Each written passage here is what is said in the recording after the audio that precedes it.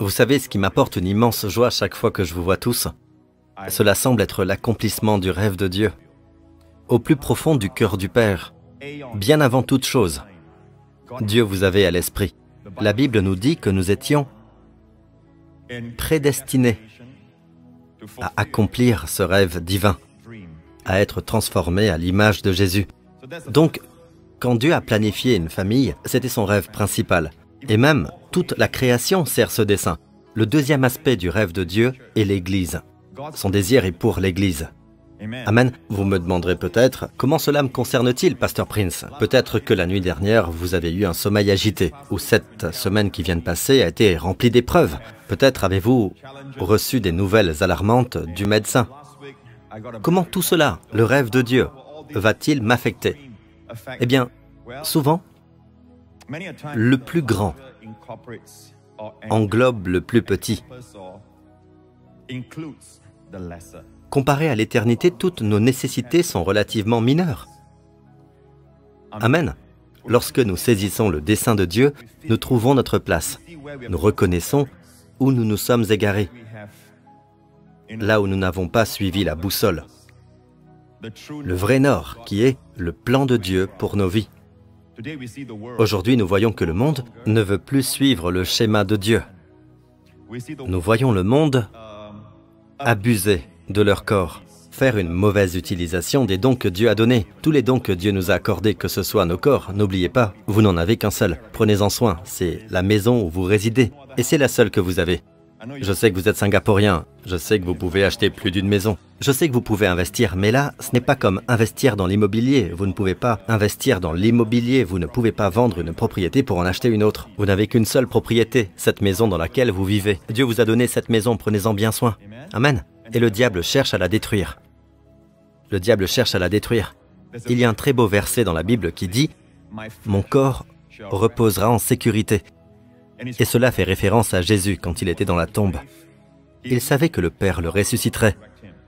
Il savait que le jour de la résurrection viendrait. C'est pourquoi il a dit « Même mon corps reposera en sécurité ». Et son corps n'a jamais décomposé. Il est le seul homme dont le corps n'a jamais décomposé car il n'y a aucun péché en lui. Amen. Tout le péché qu'il a porté dans son corps a été consumé sur la croix, mis de côté, et lorsqu'il a été enseveli le troisième jour, Dieu l'a ressuscité des morts. Tu ne permettras pas que ton bien-aimé connaisse la décomposition. Ainsi, le rêve de Dieu est que nous tous soyons conformes à l'image de son Fils, le Fils exemplaire, le Fils modèle, le Fils prototype. Amen. Et puis, le rêve de Dieu, c'est l'Église. Vous êtes tous l'Église. C'est pourquoi je dis que je suis tellement heureux de vous voir tous. Amen. Vous êtes l'Église, ce n'est pas qu'un bâtiment. Tout au long de l'histoire, le diable a attaqué l'Église, déformant sa vraie nature. Mais l'Église n'est pas une institution hiérarchique ou un ordre ecclésiastique ou une structure physique cantonnée à un lieu précis. Le diable veut vous faire croire que l'Église n'est qu'une sorte de gouvernement gigantesque à l'image de celui créé par l'homme. Ce n'est pas le cas. L'Église est la plus grande organisation de tout l'univers, où Dieu stocke sa sagesse. Si vous voulez de la sagesse, elle se trouve en l'Église.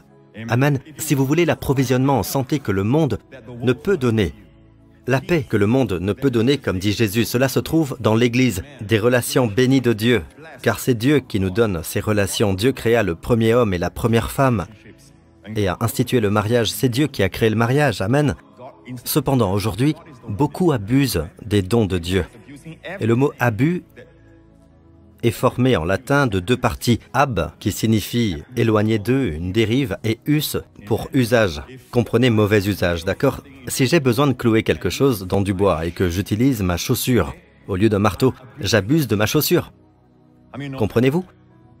Si je prends la tête de quelqu'un,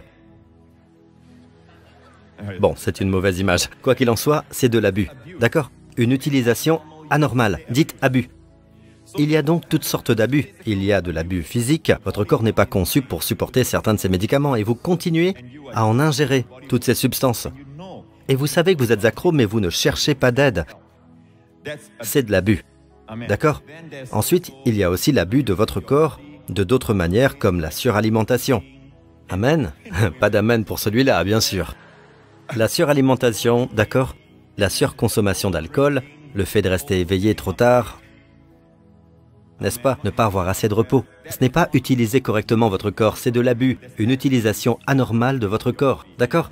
Dans le mariage, si vous dénigrez physiquement, si vous découragez, faites du mal à votre être cher, votre conjoint, c'est de l'abus envers votre conjoint, de la maltraitance conjugale, ou même physiquement, si vous frappez votre conjoint, c'est de la violence physique, ou l'abus sexuel. Regardez le modèle de Dieu.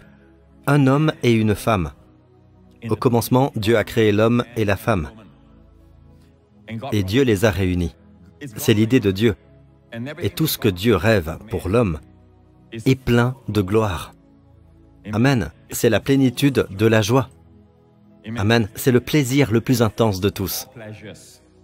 Les idées de Dieu, mes pensées à votre égard sont des pensées de bien et non de mal. Parce que Dieu est un bon Dieu, son cœur est amour. Il donne toujours, l'amour donne toujours. Et il ne lésine jamais sur ce qu'il donne. Amen. Il donne avec une grande générosité, avec un cœur abondant. Amen. Hier, mon fils disait qu'il y a un verset qu'il a appris dans Rock Kids. Si l'un de vous manque de sagesse, qu'il la demande à Dieu. Amen. Et puis, nous avons regardé le verset ensemble. Nous essayons de trouver la version qu'il avait mémorisée. Alors finalement, je lui ai montré toutes les versions. Il a vu la version, la NIV, ou Summer en français. Il était excité, il a dit « C'est celle-là, c'est celle-là !» Alors j'ai dit « Lisons-la. Si l'un de vous manque de sagesse, qu'il la demande à Dieu, qu'il la lui donnera, car il donne à tous généreusement et sans faire de reproches. » Cette version dit qu'il ne fait pas de reproches. Il donne généreusement à tous. C'est ainsi que Dieu est. Quand vous voyez Dieu, même quand vous venez en prière, vous voyez que Dieu est généreux avec vous. Puis-je avoir un bon amen? Alors aujourd'hui, à cause de l'abus, nous sommes dans l'état où nous sommes. Et Dieu ne dit jamais, si vous ne vous alignez pas, je ne vous toucherai pas. Si vous ne changez pas, je ne vous guérirai pas. Dieu ne fait jamais ça. Dieu vient dans toute la plénitude de son amour. Il vient lorsque l'homme est à sa plus extrême méchanceté. Il y avait un temps, vous savez, la méchanceté la plus extrême de l'homme ne se trouve pas dans d'autres événements historiques. Pensez à tous les dictateurs et tout ce qu'ils ont fait. Aussi horribles soient ces actes, l'acte le plus méchant était lorsque Dieu a envoyé son Fils, qui n'avait commis aucun péché, en qui il n'y avait aucun péché, qui ne connaissait aucun péché, et pourtant c'est presque comme si nous l'avions pris et mis sur la croix. Il est venu pour aimer, pour guérir, et nous l'avons mis sur la croix. C'est presque comme dire à Dieu, voilà ce que nous pensons de ton Fils. Puis Dieu a pris la croix et en a fait précisément l'élément pour nous racheter de ces choses qui nous détruisent. D'accord? Le péché, la destruction, la malédiction. Vous savez, vous ne pouvez pas pécher plus que la grâce de Dieu ne puisse pardonner. Impossible. Lorsque l'homme arrive à sa fin, bien des fois Dieu attend que l'homme atteigne sa fin. Dans la Bible, plus précisément dans l'Ancien Testament. Cela commence avec l'homme dans le jardin, dans l'innocence, même dans un environnement parfait, l'homme veut encore pécher contre Dieu. Pas vrai? Puis Dieu a donné la loi. D'accord? Obéis et je te bénirai. Encore une fois, l'homme ne peut pas. Et Dieu savait que l'homme ne pourrait pas. Mais l'homme ne sait pas qu'il ne peut pas. Aujourd'hui encore, l'homme ne sait pas qu'il ne peut pas observer la loi. Il y a encore ceux qui se battent pour observer la loi sans connaître le but de la loi. C'est un abus de la loi. Je suis pour la loi pour la raison pour laquelle Dieu a donné la loi. Amen. Ensuite, après la période de la loi, il y a eu les juges, l'ère des juges. Même le dernier d'entre eux a échoué. Samson, le juge aveuglé. Amen. Entre deux piliers. Dieu a essayé les juges et ils ont échoué. L'homme a échoué. Puis après les juges, nous avons eu les rois. Tous les rois ont échoué misérablement. Le dernier roi aussi a été aveuglé quand Nebuchadnezzar est arrivé et lui a crevé les yeux, n'est-ce pas? Tout ce qui dépend de l'organisation ou de l'administration de l'homme échouera toujours. C'est comme ça. Puis Dieu a apporté la grâce. La Bible nous dit que lorsque l'homme en est arrivé là, au lieu de nous tourner le dos, Dieu dit « J'attendais juste que tu sois à bout de force. » Tout comme il est impossible de sauver quelqu'un de la noyade s'il se débat dans l'eau, parce que si vous sautez trop tôt, il vous tirera vers le bas. N'est-ce pas? Il faut attendre qu'il ait perdu sa force. Il ne peut plus se sauver lui-même, alors il est en position d'être sauvé. N'attendez pas d'arriver à ce moment. Amen. Votre faiblesse ne repousse pas Dieu. Dieu l'aime. Dieu aime votre faiblesse. Amen. Car quand vous êtes prêt à être faible, His strength is perfect when our strength is gone. He'll carry us when we can carry on. Raised by His power, the weak become strong. His strength is perfect. His strength is perfect. ma grâce te suffit, car ma puissance s'accomplit dans la faiblesse. Ainsi parfois nous traversons toutes ces souffrances et nous ne réalisons pas que Dieu ne veut pas que nous souffrons. Mais bien des fois la souffrance est auto-infligée. De plus, il y a un ennemi de notre âme. En effet, ce n'est pas contre l'homme que nous avons à lutter, mais contre les puissances. Ce sont des principautés et des puissances, et ils ne font acception de personne. Ils attaqueront vos enfants, s'ils en ont l'occasion. Vous comprenez? Et c'est pourquoi, écoutez attentivement, dans le monde dans lequel on vit, avant d'entendre la bonne nouvelle, parfois il faut prendre connaissance des mauvaises nouvelles, sinon la bonne nouvelle n'en est pas une. S'il n'y a pas de problème, s'il n'y a rien de cassé, il n'y a rien à réparer. Pourtant, c'est cassé. S'il y a quelque chose de cassé, loué soit Dieu. Loué soit Dieu si votre téléphone est cassé et le gars assis à côté de vous en ce moment est un réparateur de téléphone et qu'il a sa boîte à outils avec lui. Amen. Ne seriez-vous pas heureux? N'est-ce pas? Je sais que beaucoup d'entre vous sont accros à vos téléphones. Alors, seriez-vous heureux? Oui, mais s'il n'est pas cassé, ce n'est pas une bonne nouvelle d'avoir cette personne à côté de vous, n'est-ce pas? N'ai-je pas raison? Amen. Alors parlons d'abord des mauvaises nouvelles. Les mauvaises nouvelles, c'est qu'il y a un ennemi de votre âme. Et c'est lui qui est derrière votre sommeil agité, pas Dieu. C'est lui qui est derrière votre cœur brisé. C'est lui qui a détruit ce mariage. C'est lui qui a provoqué ces symptômes dans votre corps, dont vous avez si peur quand vous entendez le diagnostic du médecin. C'est lui qui est derrière chaque maladie et chaque souffrance. Nous sommes dans un monde déchu. Nous devons faire face aux faits. Amen. Et il y a le péché. J'ai dit qu'il y a le péché. Sans le péché, l'humanité ne ferait pas face à ces innombrables problèmes. Aujourd'hui, le monde évite de discuter du péché. Le monde évite de parler du jugement. Pourtant, le jugement existe à la fin. Et sans Christ, il y a une éternité sans lui. Il y a l'enfer. Jésus a parlé plus de l'enfer que quiconque. Et ce n'est pas spirituel. Jésus dit, là où le ver ne meurt pas, cela ne peut pas être spirituel. Où le feu ne s'éteint pas, cela ne peut pas être spirituel. C'est un lieu. Amen. Aujourd'hui, les gens ne croient plus en l'enfer. Ils veulent parler du Dieu d'amour. Et vous savez, Dieu est juste. Comme je l'ai dit auparavant, si je pêche contre mon fils Justin, il pourrait ne pas me faire confiance pendant un certain temps, d'accord? Il pourrait pleurer, pas beaucoup de répercussions. Si je pêche contre ma femme, cela pourrait signifier que je dors sur le canapé. Dehors. Jusqu'à présent, je n'ai pas fait ça. D'accord? Si je pêche contre vous, en tant qu'ami ou en tant que collègue, d'accord? Vous pourriez ne plus m'apporter votre aide ou quoi que ce soit. Vous m'ignorerez simplement. C'est le prix à payer, c'est la pénalité. Si je pêche contre mon patron, je pourrais ne pas être promu de sitôt. Mais si je pêche contre le président, si je fais quelque chose de très grave, quelque chose de vraiment mauvais, quoi que ce soit, la répercussion pourrait être plus que de l'emprisonnement, peut-être la mort. Même dans le naturel, nous parlons de cela. Et le monde comprend cela. Et pourtant, lorsque les gens pêchent contre Dieu, ils pensent que ce n'est rien. Nous péchons contre un Dieu 3 fois saint. Amen. Dieu est saint. Amen. Et le péché sera puni. Mais Dieu a tellement aimé le monde qu'il a donné son Fils unique, afin que quiconque croit en lui ne périsse pas, mais ait la vie éternelle. C'est l'évangile de Jésus-Christ. Dieu est intervenu, alors que nous sommes tous en réalité embarqués dans un conduit descendant vers le tas de déchets pour être brûlés dans un incinérateur. Et vous ne le saurez même pas. Vous pouvez crier « Je n'aime pas Dieu », mais voilà votre destination. Écoutez, vous pouvez crier autant que vous voulez. Vous pouvez utiliser le souffle que Dieu donne pour crier jusqu'au plus haut des cieux, d'accord? Que vous ne croyez pas en Dieu et tout ça. Vous ne changez en rien votre destination. Oui, vous êtes libre. Mais vous ne pouvez pas changer le résultat de votre choix.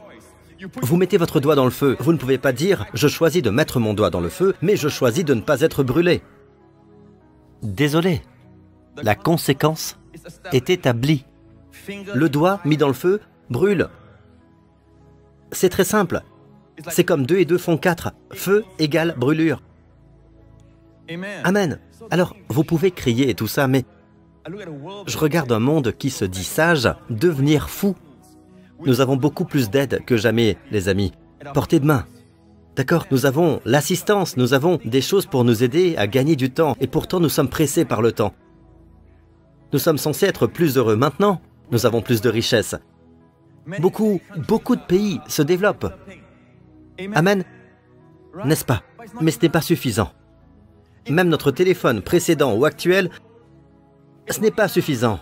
Il y a un nouveau téléphone.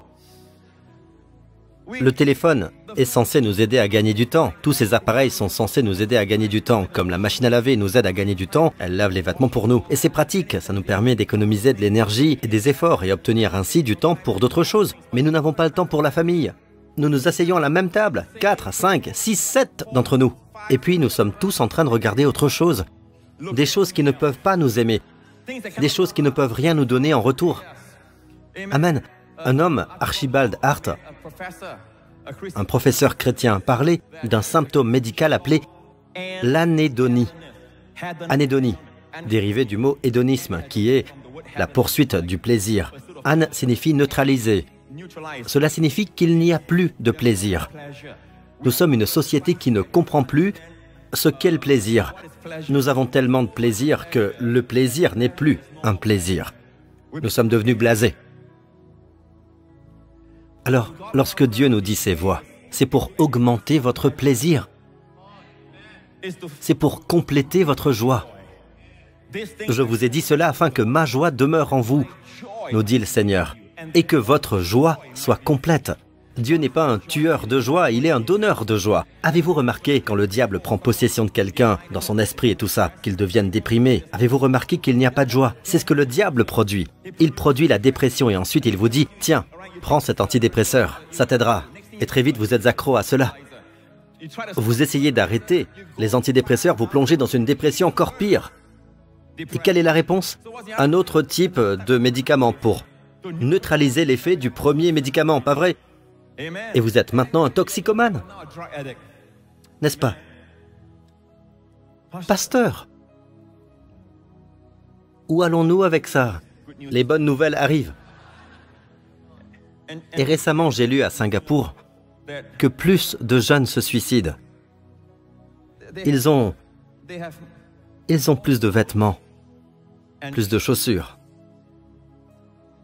plus de gadgets. D'accord? Plus de connaissances. Je pense qu'ils sont censés avoir plus d'amis, n'est-ce pas? Et pourtant, ils sont toujours malheureux. Avons-nous oublié quelque chose? Oui, nous oublions que le péché est péché et qu'il y a un diable. Nous devons trouver le plan de Dieu. Amen. Et Dieu veut que vous connaissiez son plan. Il vous aime. Et le peuple de Dieu dit « Amen ».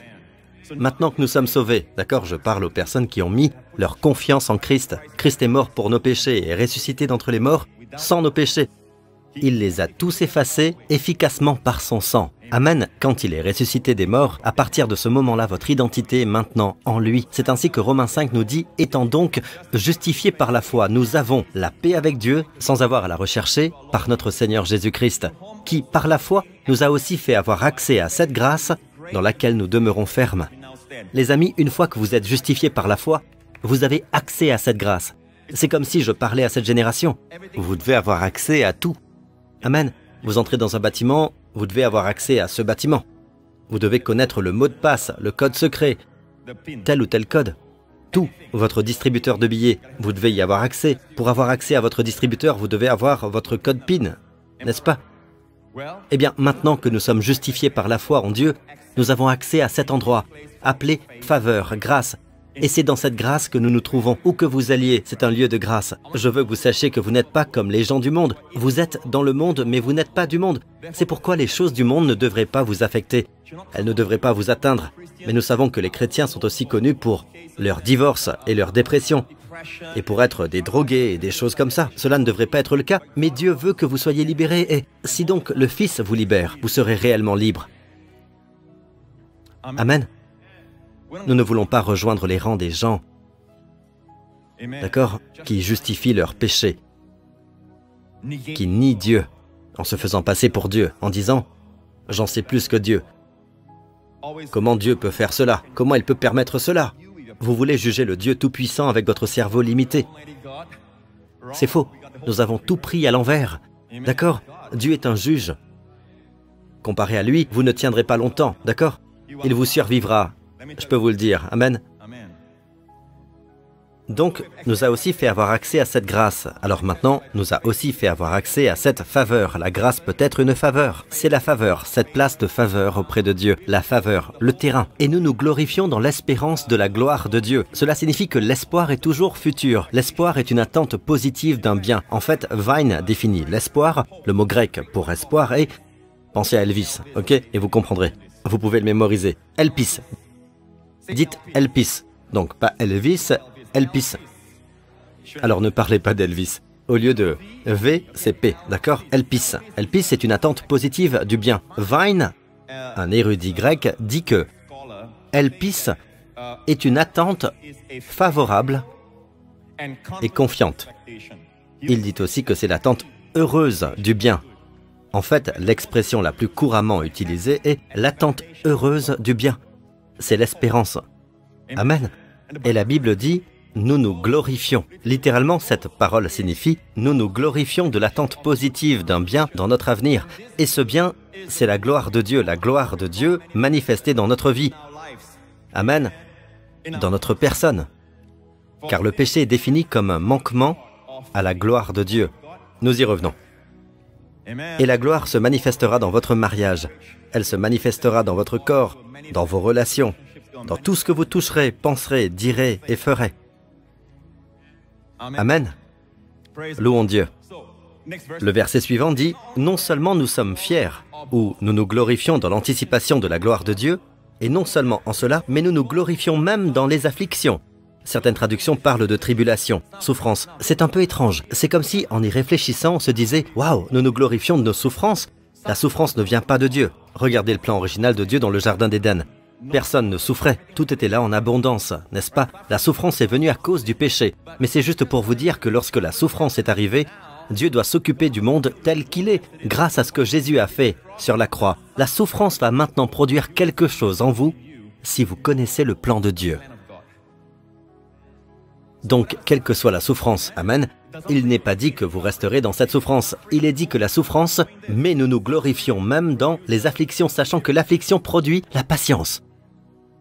J'ai dit à des pasteurs l'autre jour, je ne pense pas que je serais le pasteur que je suis aujourd'hui si je n'avais pas appris à souffrir quand j'étais adolescent. Pas apprendre, cela ne s'apprend pas. On ne va pas à l'école pour apprendre. J'y étais plus ou moins contraint. Vous savez, j'ai souffert. J'ai souffert parce que je pensais avoir commis le péché impardonnable. J'ai souffert très jeune. Comparé à mes amis, je me disais, pourquoi n'ai-je pas une bonne vie? J'ai souffert.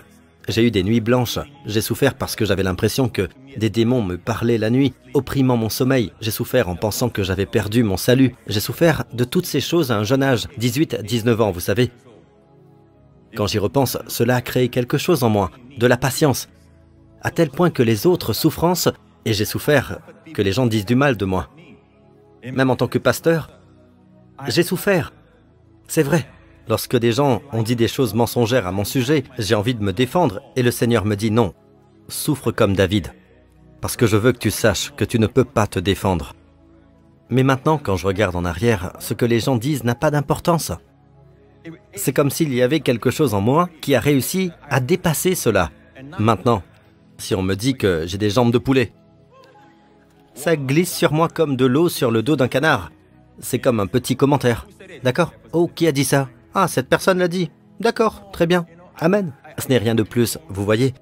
Je ne suis pas de ces personnes qui, sur 10 commentaires, envoient un négatif. Ils réfléchissent là-dessus et en deviennent obsédés. Je n'ai pas ce temps. Je n'ai même pas le temps de regarder mes réseaux sociaux. Je n'ai même pas la moindre idée de ce qu'est la dernière tendance. D'accord? Je sais que beaucoup d'entre vous ne peuvent pas comprendre ce genre de vie. N'est-ce pas? Vous regardez tout le temps, n'est-ce pas? La moitié du temps, pendant que je prêche, vous regardez aussi, pas vrai? Vous savez comment j'appelle ça? Si vous vous appelez James, moi j'appelle ça James Bondage. Servitude en bon français, j'essaie de le dire gentiment. C'est de la servitude que de devoir regarder tout le temps pour voir combien de personnes vous suivent, combien sont là. Pasteur Prince, personne vous suit, peut-être. Peut-être que c'est pour cela que je ne veux pas regarder mes réseaux. Mais vraiment, ce n'est pas la vie que Dieu veut que nous vivions. Nous allons bien quand il y a un bon commentaire et mal quand le commentaire est négatif. Savoir qui vous suit, ou comme dit l'anglais, FOMO, Fear of Missing Out, la peur de manquer quelque chose. Moi j'appelle cela la peur de perdre, ici à Singapour. C'est une servitude, c'est vraiment une servitude. La vie devrait être plus heureuse que chaque fois qu'il y a un ding et que vous devez regarder votre téléphone. La vie devrait être bien plus simple que cela, plus heureuse et plus paisible. Puis-je avoir un bon amen? Je ne critique pas le téléphone et cette technologie. J'ai un téléphone portable et je l'emporte partout avec moi, d'accord? Pas maintenant, quand même. Mais cela a une fonction, c'est un outil. Je ne le sers pas, c'est lui qui me sert. Lorsqu'il m'appelle, je ne me prosterne pas toujours, je n'obéis pas toujours et je ne dis pas « Oui, maître, me voici, quel est votre message ?» Ouvrez d'abord la porte. Oui, maître. Relâchez-moi. Code d'accès. L'empreinte de votre pouce ou autre chose. Oui, maître. Je m'en excuse, mais j'essaie de vous faire comprendre que tout ceci n'est que de la servitude. Qu'il s'agisse de James ou de Jane, bondage, c'est de la servitude. Pasteur, vos blagues sont ringardes, je sais. Et la patience produira la vertu éprouvée. La vertu éprouvée, l'espérance. Vous voyez ce qui produit l'espérance? L'attente positive d'un bien. Sachant que l'affliction produit la patience et la patience, la vertu éprouvée. La vertu éprouvée, c'est ce que je recherche. Lorsque je pense aux dirigeants chargés de gouverner ce grand peuple, d'assurer la surveillance de ces belles personnes, de l'Église de la nouvelle création, je cherche des gens avec de la vertu éprouvée. Ce que je recherche, c'est une personne d'une vertu éprouvée, une personne qui sait qu'elle est faible et qui dépend de la force de Dieu. Des gens qui ont traversé l'enfer et sont sortis de l'autre côté en sachant que seul le Seigneur peut le faire. C'est sa force. Amen. Son amour qui compte. Pas l'effort humain, ce sont ceux qui ont la vertu éprouvée. Alors cela produira de l'espoir pour votre avenir. Or, écoutez bien, l'espérance ne trompe point.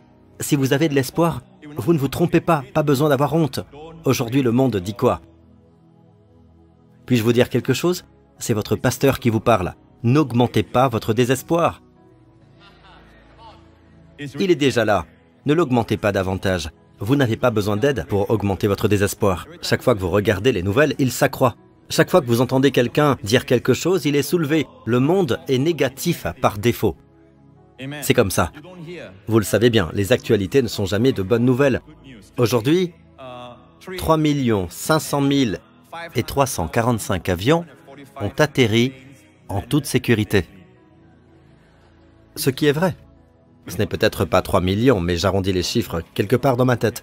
Je dis simplement qu'il y a des milliers et des milliers d'avions qui ont atterri sans encombre. Mais ils ne vont pas l'annoncer. Ils annonceront celui qui a des problèmes de moteur, n'est-ce pas? C'est ainsi que fonctionne l'information. Mais sur quoi se concentrer? Sur ça. Alors, quand vous montez dans l'avion, devinez quoi? Peut-être que le mien, c'est celui-là. Vous êtes dans celui-là. Au lieu d'être plus confiant par des nouvelles positives, vous êtes désarmé plutôt par une information négative. Ce n'est pas de l'espoir, c'est le contraire. Ce n'est pas une attente positive du bien. La Bible dit que Dieu veut que nous ayons de l'espoir. Amen. Dieu veut que nous ayons de l'espoir et cet espoir ne vous fera pas honte. Le monde dit que si vous avez de l'espoir, vous serez trompé.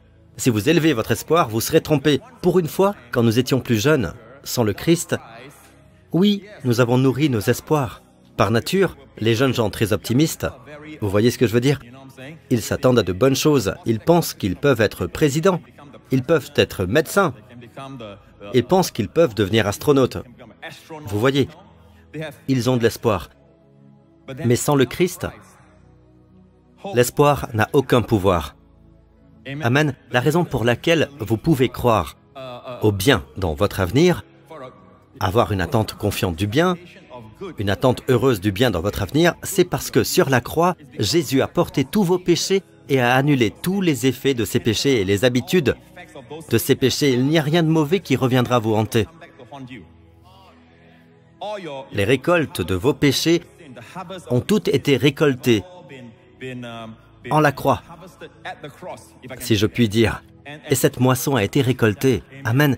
Lorsque Jésus s'est écrié « Tout est accompli », il n'y a rien d'autre que du bien qui vous attend à l'avenir. Les croyants doivent donc reprendre espoir. Elpis, vous m'écoutez? Et cette espérance promise par la Bible ne vous fera pas honte, ne vous trompera pas. Si vous êtes malade dans votre corps, vous devez avoir l'espoir d'être guéri.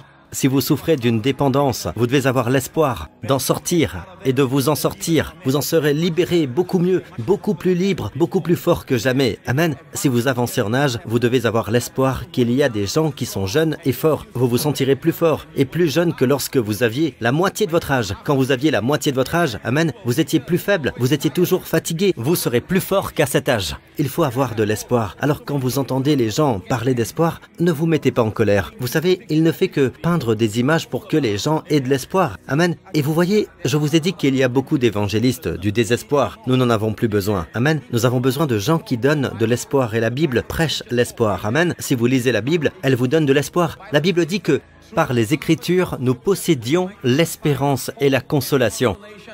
Un verset dit, par le réconfort que donnent les Écritures, nous possédions l'espérance. Dieu est appelé le Dieu de l'espérance. Que le Dieu de l'espérance vous remplisse de toute paix dans la foi, en croyant pour que vous débordiez d'espérance. C'est ce qui est dit. Le Dieu de l'espérance vous donne l'espérance. Ce n'est pas seulement « j'espère que cela arrivera un jour », mais vous n'avez pas le pouvoir de faire en sorte que cela arrive. Non, le Dieu de l'espérance est derrière votre espérance. Donc, si vous êtes opprimé, oui, vous pouvez être libre, mais vous ne pouvez pas l'imaginer. À quoi ressemble la liberté? Amen. À quoi ressemble une nuit de repos paisible? À quoi ressemble le fait d'être libéré de l'amertume et de l'impardonnance? À quoi ressemble la vie sans être constamment négatif à l'égard des gens, sans trouver des défauts aux gens tout le temps? Vous savez à quoi ça ressemble, Pasteur Prince? Amen. Il faut avoir de l'espoir avant de voir. Vous savez, pasteur, la Bible dit que la foi est plus importante. La Bible dit que Jésus s'est tourné vers la femme qui avait touché le bord de son vêtement et elle a été guérie. Jésus dit, ma fille, ta foi t'a sauvée. La Bible dit, or sans la foi, il est impossible d'être agréable à Dieu. Vous avez raison, la foi est comme la monnaie du ciel. Montrez à Dieu votre foi et il vous donnera ce que vous voulez. Je le présente simplement, d'accord? Par exemple, si vous allez en Europe, vous devez avoir des euros. Si vous allez au Japon, il vous faut des yens. D'accord? Cela ne marche pas pour vous. Ils n'accepteront peut-être pas votre dollar à Singapour. D'accord? Mais ce n'est pas parce qu'elle ne vaut rien. Ce n'est pas leur monnaie. La monnaie d'échange. La monnaie du paradis, c'est la foi. Oui, ainsi la foi vient de ce qu'on entend. C'est pourquoi vous entendez là maintenant. Amen. Mais mes amis, avez-vous déjà lu ce verset? Hébreux 11, verset 1. Or la foi, c'est la ferme assurance des choses qu'on espère. Qu'est-ce qui vient en premier? Vous comprenez le français? Dites-moi maintenant ce qui vient en premier. La foi, c'est la ferme assurance des choses qu'on espère. Qu'est-ce qui vient en premier? S'il n'y a pas d'espérance, la foi n'a pas de substance. Car la foi, c'est la ferme assurance des choses qu'on espère. Vous devez avoir de l'espoir. Vous devez espérer que votre corps ira bien. Et certaines personnes ont enseigné, dans les enseignements que vous avez reçus, on vous a appris qu'il fallait avoir la foi. C'est la foi qui guérit, pas l'espoir. Je comprends, mais écoutez bien, sans espoir, on ne peut pas avoir la foi. Vous devez croire que votre enfant va s'en sortir. Vous devez avoir cet espoir. Vous devez prier, remercier Dieu pour cela. Amen. Alors votre foi fonctionnera, parce que la foi est l'assurance. Hypostasis, qui se trouve sous. Stasis est le fait de se tenir debout. La foi est ce qui vous fait tenir dans les choses que vous espérez. La foi vous soutient. Amen. Dans les choses que vous espérez. Dans ce verset, la foi est donc sous vos pieds. Hypostasis est le mot grec pour assurance. L'espoir est devant vous, votre but, votre destination. Ainsi, cette douleur dans votre corps, vous devez espérer un avenir où vous n'en souffrirez plus. Cela peut arriver d'un seul coup. Cela peut se faire progressivement pendant que vous prenez part au repas du Seigneur, à la communion. Il y a beaucoup de malades, vous savez. Il y a beaucoup de gens qui sont physiquement malades, je veux dire. Il y a beaucoup de malades dans le monde. Tout le monde connaît quelqu'un de proche qui est malade. Et c'est pourquoi le Seigneur nous a donné la scène. Amen. Et on l'appelle le repas du soir du Seigneur, le souper du Seigneur. Pas le petit déjeuner du Seigneur, parce que c'est pour les saisons nocturnes de votre vie.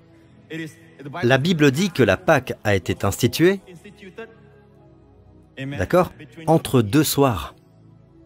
La Bible parle de crépuscule, mais c'est en fait la nuit qu'ils ont pris part à la Pâque. Lors du dernier repas, Jésus a institué la scène du Seigneur. Amen. Pour nous les croyants. Après la Pâque, il a institué la scène. Le Seigneur dans la nuit où il a été trahi, il a pris le pain. C'est peut-être aussi une période nocturne. Peut-être avez-vous été trahi. Que faites-vous? Prenez la Sainte Seine. Souvenez-vous de lui. Vous avez peut-être l'impression que tout votre exercice, toute votre observance d'un bon régime alimentaire, tout cela vous a trahi. Vous êtes soudain stupéfait lorsque les médecins vous donnent ce diagnostic, ce pronostic, et vous ne savez pas quoi dire parce que vous avez bien mangé, vous avez suivi tout cela à la lettre. Vous vous sentez trahi, n'est-ce pas? Ou bien vous faites beaucoup de choses pour quelqu'un et cette personne vous tourne le dos et donne l'amour de la faveur à quelqu'un d'autre à la place. Vous vous sentez trahi, n'est-ce pas? Eh bien, Jésus, la nuit où il a été trahi, 1 Corinthiens 11, il a pris du pain. Je pense que c'est un exemple pour nous tous. La nuit, prenez du pain. Souvenez-vous de lui.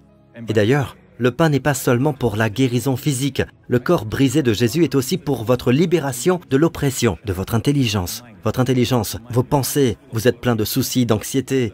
En anglais, le mot pour inquiétude signifie étouffer. Et c'est parfois ce que fait l'inquiétude, n'est-ce pas? Elle vous étouffe, comme si vous ne pouviez plus respirer. Lorsque vous vous inquiétez pour quelque chose, c'est comme si vous deviez vous réveiller parce que vous êtes tellement inquiet. En anglais, le mot inquiétude vient du mot étrangler, un mot qui a le sens d'étouffer. C'est de là que vient l'inquiétude, la peur, l'anxiété. C'est la même chose. L'oppression, je vous le dis, c'est lié à votre esprit. La scène. Quand Jésus était sur le chemin d'Emmaüs, à la fin du voyage, le voyage de 7000, il est entré dans la maison des deux et a pris le pain.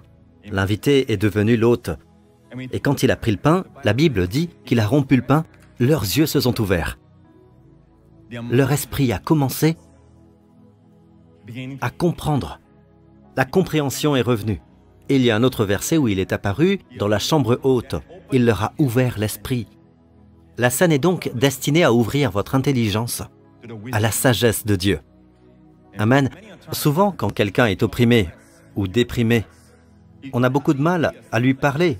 Hé, écoute, écoute-moi. Par là, eh oh, mais non, ça n'arrivera pas. Là, écoute, maintenant, la foi est là, soyez dans le moment présent. Les gens ne peuvent pas être dans le présent. Vous savez pourquoi? La peur et l'inquiétude n'ont rien à voir avec le présent. La peur est liée à l'avenir. D'accord? L'inquiétude, c'est l'avenir. La culpabilité, le jugement, le regret, c'est le passé. Donc, si vous êtes dans le passé, dans l'inquiétude, vous ne vivez pas le moment présent. Vous pouvez être dans un endroit très beau. Vous êtes à Hawaï.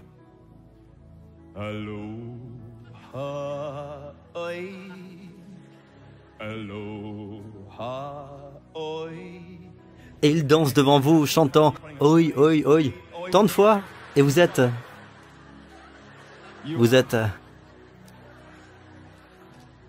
inquiet. Vous vivez dans le futur, pas à Hawaï.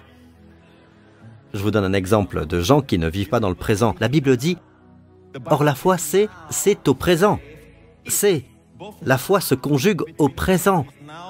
Vivre dans le présent, c'est vivre dans le domaine de la foi. La Bible dit « Voici maintenant le jour du salut ». Il n'est jamais dans le futur.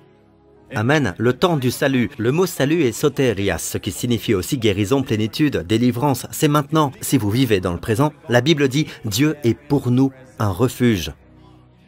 Dieu est pour nous un refuge.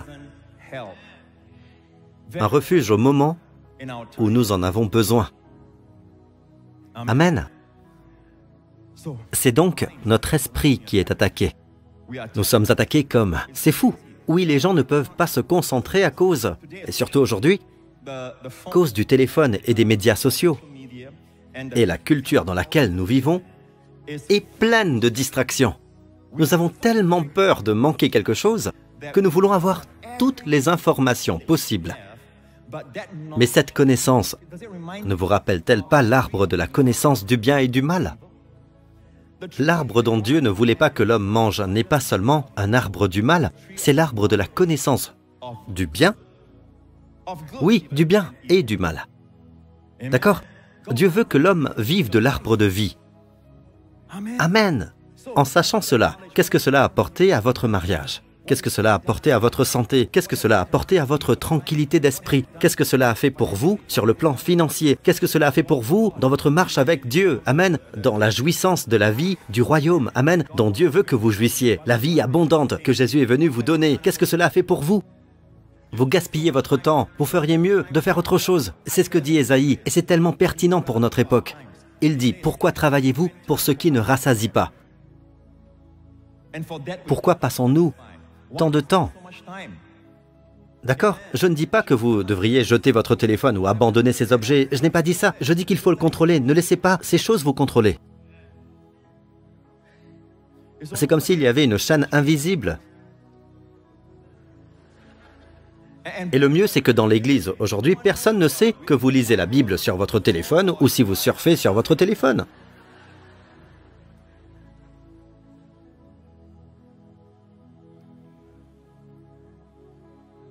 Là, le diable veut attaquer vos pensées.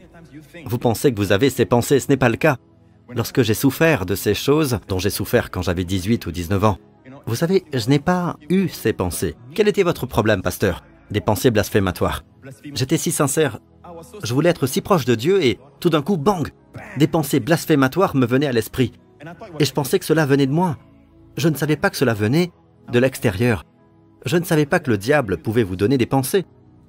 Comme Pierre lui dit, « Ananias, pourquoi Satan a-t-il rempli ton cœur » Judas Iscariote, c'est Satan qui a mis ses pensées dans son cœur.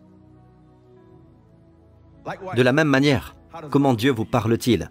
Néhémie, ce que mon Dieu m'avait mis à cœur. Homme de Dieu, c'est Dieu qui produit en vous le pouvoir. Dans votre cœur, c'est Dieu qui travaille en vous, pas le monde extérieur. En vous. En fait, Dieu travaille en vous. Le diable travaille de l'extérieur parce que Dieu lui interdit de travailler de l'intérieur. Oh, vous ne voulez pas que le diable travaille de l'intérieur. Quel est ton nom? Légion. Quel est ton nom aujourd'hui? Zombie. Vous savez, un zombie est une personne qui est à moitié morte, à moitié vivante. Un mort vivant, un mort qui marche. Ce sont littéralement des pécheurs sans Christ. Ils sont vivants. Leur cœur fait boum boum, boum boum, boum boum, mais ils sont morts. Et ils vivent de la chair, uniquement de poursuites charnelles. Vous n'êtes pas fait pour la poussière. Vous êtes fait pour les choses célestes. Enfants de Dieu. Tel un aiglon parmi les poulets. D'une manière ou d'une autre, né parmi les poulets. Mais quand il regarde un aigle qui crie là-haut, ce hurlement, ce cri, quelque chose à l'intérieur de l'aiglon dit « J'appartiens à ce monde ». Et tous les poulets disent « Non, non, non, non, non, ce n'est pas pragmatique. Fais pas ça, c'est pas pragmatique. Sois réaliste. Réveille-toi, ne te fais pas d'illusions. » Ah. Et peu de temps après, « Hey, vous avez entendu ce qui est arrivé au frère Cocorico? » Quoi? Qu'est-ce qui s'est passé? Hier, un serpent est venu et l'a mangé.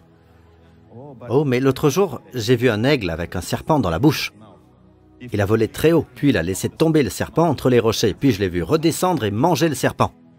Ceux qui comptent sur l'Éternel renouvellent leurs forces. Ils prennent leur envol comme les aigles. Ils courent sans s'épuiser. Mais avant ce verset, il est dit, les adolescents se fatiguent. Et ceux qui n'espèrent pas en le Seigneur s'épuiseront. Les adolescents se fatiguent et s'épuisent, les jeunes gens se mettent à trébucher. Mais ceux qui comptent sur l'Éternel renouvellent leurs forces, quel que soit leur âge. Amen. Ils prennent leur envol comme les aigles. Ils courent sans s'épuiser. Ils marchent sans se fatiguer. Puis-je avoir un bon amen? C'est là que nous devons faire attention. C'est là que le diable attaque. Savez-vous ce qu'il fait ou non? Il met dans votre esprit la pensée « Je suis un drogué ». Il utilise le pronom personnel. Il n'utilise pas la deuxième personne. Tu. Il utilise la première personne. Je. Comme si c'était vous qui pensiez ces choses. Il m'est arrivé si souvent d'avoir des pensées blasphématoires et de penser que c'était moi contre Dieu. Oh non! Oh non! Et puis quand je priais, j'avais de mauvaises pensées sur Dieu. Beaucoup de pensées blasphématoires. Alors j'ai arrêté de prier. Puis lentement, je suis parti. Je sais qu'il ne me quitte jamais, mais j'ai quitté le Seigneur. Amen. Ce ne sont que des pensées blasphématoires. Et elles sont là. Comme le dit le proverbe, tu ne peux pas empêcher les oiseaux de voler au-dessus de ta tête, mais tu peux les empêcher de construire un nid. Vous pouvez. Vous savez, vous pouvez les empêcher de construire un nid. Vous êtes en dessous. Est-ce qu'il fait un nid? Je crois que oui. On dirait bien un nid, oui. Je peux pas le dire parce que parfois tes cheveux ressemblent à un nid, mais je pense qu'il y a un oiseau là. Oups, désolé. Maintenant, il y a un œuf. Dans le nid. Dans votre nid. En réalité, vous ne pouvez pas empêcher les pensées de voler. Les mauvaises pensées vont surgir. D'accord? Cela nous arrive à tous. Voici une parole de libération. Quand une mauvaise pensée vient, écoutez attentivement.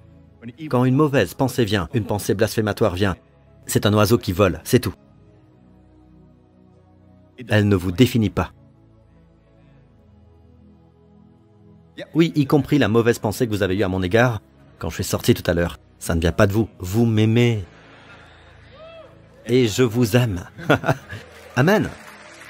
Dans 1 Thessaloniciens 5, il est dit « Mais nous qui sommes du jour, soyons sobres. » N'est-ce pas? Nous ne sommes pas de la nuit, mais nous traversons la nuit. Un jour, il n'y aura plus de nuit, nous dit la Bible. Mais nous sommes des enfants du jour, nous sommes les enfants de la lumière. Revêtons la cuirasse, enfilons la cuirasse de la foi et de l'amour. La cuirasse vous protège donc le cœur. C'est par votre cœur que l'accusation arrive. Le diable vous accuse dans votre cœur. Votre conscience est toujours dans cette zone. La foi et l'amour protégeront votre cœur. Et c'est pourquoi, peu importe ce que vous entendez, un sermon, quoi que ce soit, si vous partez avec la peur, si vous partez avec une attitude moralisatrice, amère envers les autres chrétiens, vous n'avez pas entendu la parole de Dieu. Parce que la parole de Dieu engendra toujours la cuirasse de la foi et de l'amour sur votre cœur, sur votre conscience, que je peux avoir un bon amen. Ensuite, il est dit, et ayons pour casque l'espérance du salut, l'espérance de la sotéria. Le mot salut est un mot qui englobe tout, un mot qui englobe tout. Il inclut non seulement le salut de la destruction éternelle, le salut de l'enfer, mais aussi le salut de la maladie. Cherchez bien, le mot salut est un nom féminin. Le mot sotéria est un nom féminin. Il vient du verbe sozo, où Jésus dit à la femme, nous parlons de la femme qui l'a touché et qui a reçu la guérison. Jésus dit, ta foi t'a sozo. Donc sozo et sotéria, c'est aussi une guérison parce que sozo est là-dedans. C'est la forme verbale de sotéria. D'accord? Guérison, c'est le sauvetage. Le sauvetage du danger, la délivrance, la protection. Waouh! Donc, quand l'ange a été envoyé et qu'il a dit « Et tu lui donneras le nom de Jésus ». En grec, c'est « Et tu lui donneras le nom de sotéria », le salut. Son nom, c'est un nom qui englobe tout. Et il a démontré son nom partout où il est allé. Il a libéré les gens, les légions, l'homme qui était possédé par tant de démons. Il l'a libéré, à tel point que cet homme veut être avec Jésus. Amen. Il a guéri partout où il est allé. Il a guéri tous ceux qui étaient opprimés par le diable. Dieu était avec lui. Puis-je avoir un bon amen? J'ai l'impression que le Saint-Esprit me dit de le dire à beaucoup d'entre vous qui nous regardez. Vous combattez vos pensées. Vous savez pourquoi? Savez-vous pourquoi ces pensées s'attardent? Parce que vous les possédez. Vous dites que c'est vous. Alors tant que vous les possédez, amen, elles deviennent vôtres. Et elles restent parce qu'elles sont vôtres, mais pas plus. Dites plutôt, ce ne sont pas mes pensées. Beaucoup d'entre vous ont de drôles de pensées comme vous êtes en haut d'un immeuble, vous regardez en bas et la pensée vient, saute. Ne dites pas « Comment puis-je penser comme ça ?» Ne l'acceptez pas, ce n'est pas vous. Mais le problème survient lorsque les jeunes commencent à l'accepter. Et je pense que c'est la raison pour laquelle beaucoup sont aujourd'hui très sensibles à ces pensées. C'est qu'ils n'ont pas l'espérance du salut. Espoir de salut signifie une attente positive, confiante et heureuse de bonnes choses dans votre avenir. En conséquence de quoi, vous savez que vous êtes sauvés. Jésus a effacé vos péchés sur la croix. Aucun péché ne vous punira, ni ne produira de mauvais fruits dans votre avenir. Tout a été payé par Jésus. C'est l'espoir du salut. Vous avez le salut. Vous avez Jésus. Vous avez le pardon de vos péchés. Vous êtes délivrés de la malédiction de la loi. Vous avez un avenir radieux. Amen. Vous n'avez rien d'autre que les bénédictions de Dieu pour votre avenir. L'espoir est donc un casque. C'est un casque sur votre tête. Amen. Pour vous protéger, vous devez avoir de l'espoir. C'est grâce au salut que vous êtes sauvés. C'est pourquoi le monde ne peut pas avoir de l'espoir. Et à juste titre, il ne peut pas. Ils n'ont aucune base pour leur espoir. Ils espèrent simplement que tout ira bien et c'est le langage qu'ils utilisent. Ce n'est pas votre langage, enfant de Dieu. Vous disposez d'une base solide pour croire au meilleur dans votre avenir. Amen. Jésus a payé pour vous. C'est une base solide, comme le roc. Pourquoi pouvez-vous croire que vous pouvez être libéré de la dépendance? Jésus a versé son sang pour vous. Amen. Pourquoi pouvez-vous croire que vous pouvez être guéri de ce symptôme, même s'il était chronique depuis des années? Parce que Jésus a payé pour ça. Et vous prenez le repas du Seigneur. Vous allez de mieux en mieux. Va manger ton pain dans la joie et boire ton vin dans la gaieté. Et que l'huile ne manque pas sur ta tête, enfant de Dieu. Amen. Vous écoutez? Alors mettez la cuirasse. Vous savez, quand j'étais jeune, je vous ai dit que j'avais lu un livre qui disait qu'on peut perdre son salut. Et pour une raison quelconque, j'ai cru cet auteur. J'ai cru que l'on pouvait perdre son salut. Dès que j'ai fait cela, toutes ces pensées blasphématoires sont apparues. Je peux dire à quel moment j'ai commencé à croire ce que j'ai lu. Je ne blâme pas l'auteur, d'accord? J'y ai cru et j'ai cru que l'on pouvait perdre son salut, alors que je sais maintenant que c'est impossible. Amen. C'est ce qu'on appelle la sécurité éternelle. Dieu soit loué. Mais j'y ai cru. Et à partir du moment où j'y ai cru, c'est là que toutes ces pensées blasphématoires sont apparues. Vous savez pourquoi? Il n'y avait plus de casque. Il n'y avait pas d'espoir de salut. Même si j'avais été sauvé, que j'avais le salut, il n'y avait pas d'espoir. Parce que j'ai cru que j'étais perdu. Dès que la première pensée est venue contre le Saint-Esprit, des pensées blasphématoires, bang! J'ai dit, j'ai commis le péché impardonnable, ce qui n'était pas le cas. J'ai presque perdu la tête. Le pasteur Marc et moi.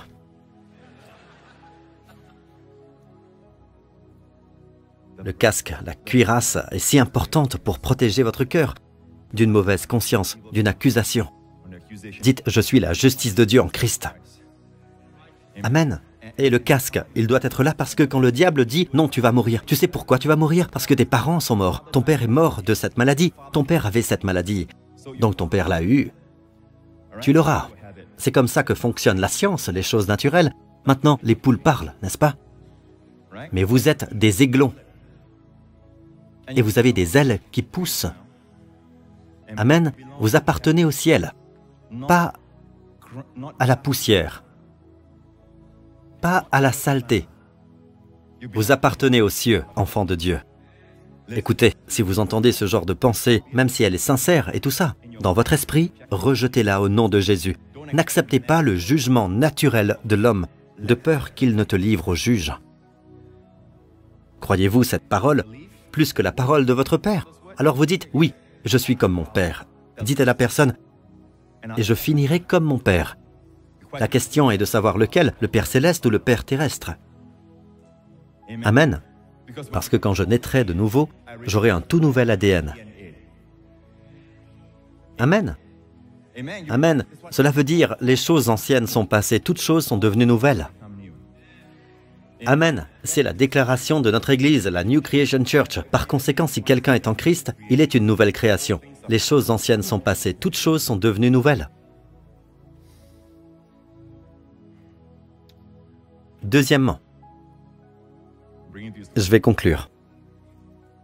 Cette espérance, nous la possédons comme une encre, solide et sûre de l'âme. C'est une encre pour votre âme. À l'époque où Paul a écrit ceci, et je crois que Paul est l'auteur des Hébreux, avec l'aide du Saint-Esprit. À l'époque, les gens voyageaient en bateau. Ils voyageaient en bateau, en navire à l'époque. Ils ne volaient pas à l'époque, mais Dieu leur a promis. Alors je te ferai monter sur les hauteurs du pays. Je pense que cela a été écrit pour notre époque.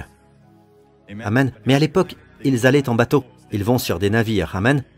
Alors quand ils s'arrêtent quelque part au milieu de la mer, ou quelque part près d'un port, ou ailleurs, ils ne pouvaient pas descendre comme ça. Pas au milieu de la mer. Mais même si c'était très profond, il y a de la terre. Ils jetaient l'ancre. Ils jetaient l'ancre. Dès que l'ancre s'accroche, l'ancre lourde, elle tombe au fond. Une fois qu'elle s'accrochait, écoutez bien, cette encre lourde stabilisait le bateau. Vous comprenez? Lisons d'abord le verset. Il dit, « Ainsi, par deux actes irrévocables dans lesquels il est impossible que Dieu en mente, nous sommes puissamment encouragés, nous dont le seul refuge a été de saisir l'espérance qui nous était proposée. » Peuple de Dieu, c'est le langage des Hébreux. Ils comprennent ce qu'est une ville de refuge. Paul utilise leur analogie de l'Ancien Testament. Oui, de leur loi, où quelqu'un qui commet un homicide, qui a tué quelqu'un, même si ce n'est pas intentionnel, il peut s'enfuir dans un lieu appelé une ville de refuge. D'accord? Vous m'écoutez? Et il y a des villes de refuge partout en Israël.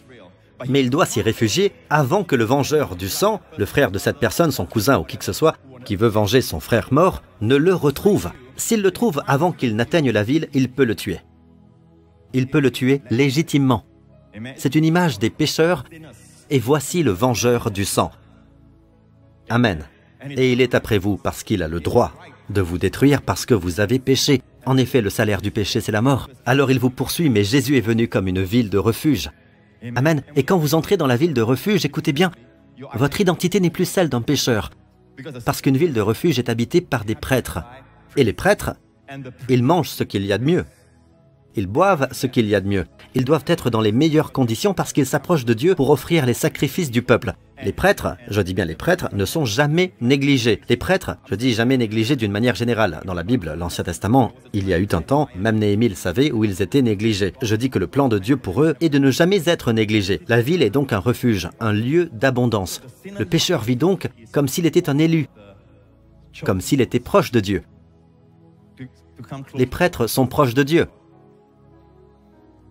C'est donc une image de nous allant vers Jésus comme notre refuge. Comprenez-vous cela jusqu'à présent? Nous avons donc le seul refuge a été de saisir l'espérance qui nous était proposée. Rappelez-vous, il est impossible que Dieu mente. Il y a des choses qu'il est impossible à Dieu de faire. Premièrement, il est impossible que Dieu mente. Impossible. Impossible. Impossible. Nous sommes puissamment encouragés, nous dont le seul refuge a été de saisir l'espérance qui nous était proposée. Saisissez cette attente positive et confiante du bien. Peuple de Dieu, ne vous contentez pas d'écouter le sermon. Dites-vous, je saisis. Dans vos circonstances particulières, quoi que vous devez affronter en ce moment, les médecins vous ont donné un mauvais rapport.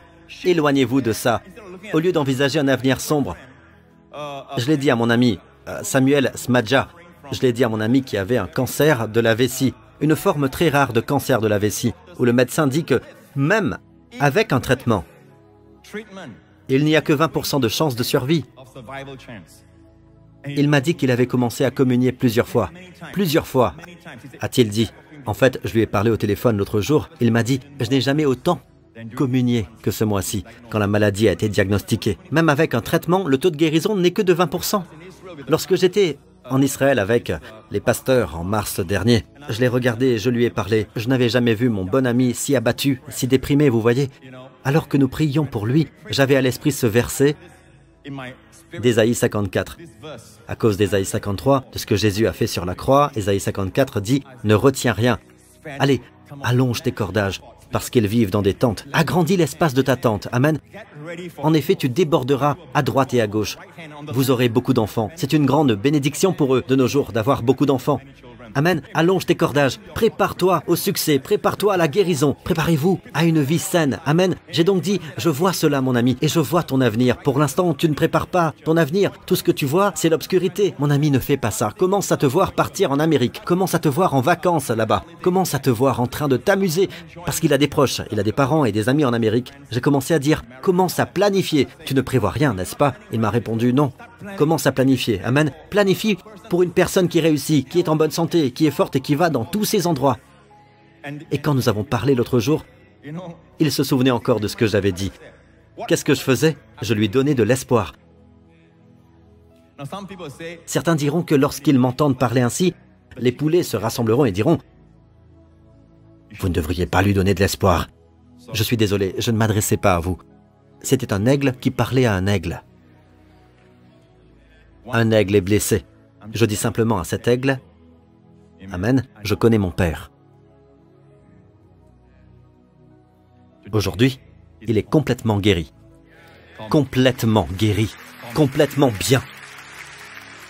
Si j'avais reçu son témoignage au moment où notre livre « Eat Your Way to Life and Health » était à l'impression, si j'avais entendu son témoignage, je l'aurais inclus comme dernier témoignage du livre. D'ailleurs, il y a tellement de témoignages dans ce livre. Et l'une des meilleures choses que vous puissiez faire, lorsque le médecin vous a donné un mauvais diagnostic, c'est de lire les témoignages un par un. Et vous serez surpris. Ils ont fait ça? Parfois, moi qui ai prêché ce sermon, je regarde leur vie et je me dis, ils ont fait ça! Ils prennent vraiment ce que je partage. Et je vois leur vie. Il s'agit de témoignages de personnes réelles. Chaque chapitre contient un témoignage. Même dans le cas de la maladie d'Alzheimer, nous avons plus d'un témoignage de personnes atteintes de la maladie d'Alzheimer qui en sont revenues, qui ont commencé à reconnaître les membres de leur famille. Allez, prenons le repas du Seigneur. Oui, toute la chute s'est produite à cause de la nourriture. Vous vous dites, il suffit de manger pour changer. Toute la chute s'est produite à cause de la nourriture. Et Dieu a ordonné qu'en mangeant, mais en mangeant le corps du Seigneur, Amen, vous entrez à nouveau dans tout ce que Dieu a pour vous. Puis-je avoir un bon Amen? Une ancre solide et sûre de l'âme. Que se passe-t-il lorsqu'un bateau jette l'ancre et qu'une tempête se lève? Allez, dites-moi. Que se passe-t-il? Il a jeté l'ancre et une tempête se lève. Les vents soufflent, ils souffrent contre ce navire, ce bateau, et les vagues viennent frapper le bateau. Va-t-il simplement s'en aller et se balancer quelque part et être à la merci, ballotté par les vagues de la mer? Non, pourquoi? À cause de l'ancre. Vous ne voyez pas l'ancre, mais l'ancre vous tient. Et l'espoir est une ancre. Cette espérance, nous la possédons comme une ancre solide et sûre de l'âme. Cette espérance est une ancre. Elle vous retient. Tout d'abord, vous pensez avoir de l'espoir. Vous nourrissez des espoirs. Amen. Vous voyez l'espérance de votre avenir comme la Bible dit, et vous l'avez. Amen. Et ceux d'entre vous qui planifient leur mariage, par exemple. Vous savez, Pasteur Prince, je regarde le solde disponible au distributeur. Il n'y a pas grand-chose. Je regarde mon avenir. Je veux épouser cette fille. Je ne pense pas pouvoir le faire l'année prochaine. Non, mes amis. Si vous voulez l'épouser, si elle veut vous épouser, disons que si vous voulez l'épouser et qu'elle désire être épousée, il faut accorder le respect aux dames. Et alors, vous êtes prête. Amen. On n'est jamais vraiment prêt. Mais vous avez passé les 50% de certitude. Ce n'est jamais 100%. On se marie aussi par la foi. Écoutez bien, cela ne veut pas dire « je dois vivre avec une personne pour apprendre à la connaître ». Vous ne suivez pas la voie de Dieu. Sans la foi, il est impossible de plaire à Dieu. Ne vivez pas ensemble. La plupart des gens qui vivent ensemble se séparent. Amen. Une fois que vous êtes sûr à plus de 50%, vous doutez à 20%. Vous inquiétez pas, c'est la personne pour vous. Amen. Si vous vous disputez et que vous vous aimez toujours, c'est la personne qu'il vous faut. Si vous ne vous êtes pas disputé, disputez-vous avant. D'accord? Certains disent « Je l'aime, Pasteur Prince. » Vous êtes-vous disputé? Non, comment puis-je me disputer avec mon chéri? Pasteur Prince, regardez ce beau visage. Comment puis-je me disputer avec ce visage? D'accord, retournez-y et disputez-vous d'abord.